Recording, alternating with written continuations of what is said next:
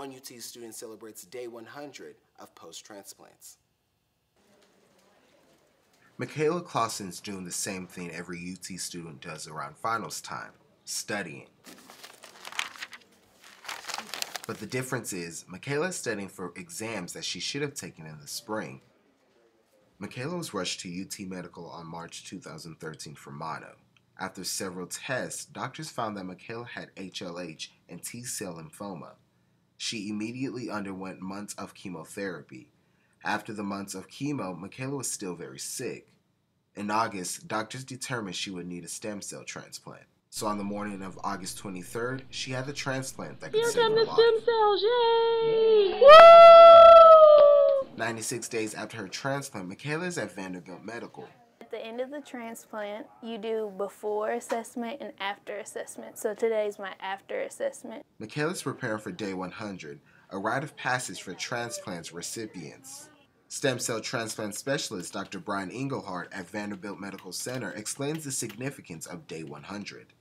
It's a major marker that they've made it through 3 months of transplant and are now ready to return back home and try to start getting things back to normal.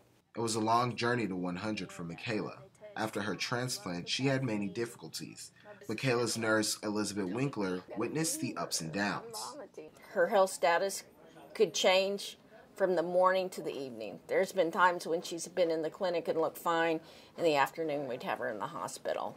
Makayla's mom, Leanne, was overcome with multiple phone calls and text messages from concerned family members and friends. I was getting overwhelmed with text and phone calls, and it was just too much. I was worried about Makayla, and trying to keep everybody updated became very stressful. To help relieve with the stress and the hundreds of phone calls the Claussens were receiving, family members and friends created this Facebook group that allowed the Claussens to update the more than 2,000 members all at once.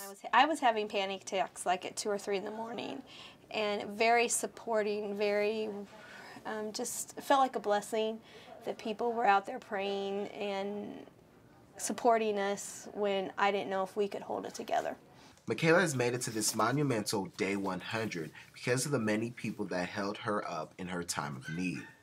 But instead of friends holding her up on this day, Makayla had balloons, 100 of them. Each balloon represented each individual day Makayla had to fight since post-transplant.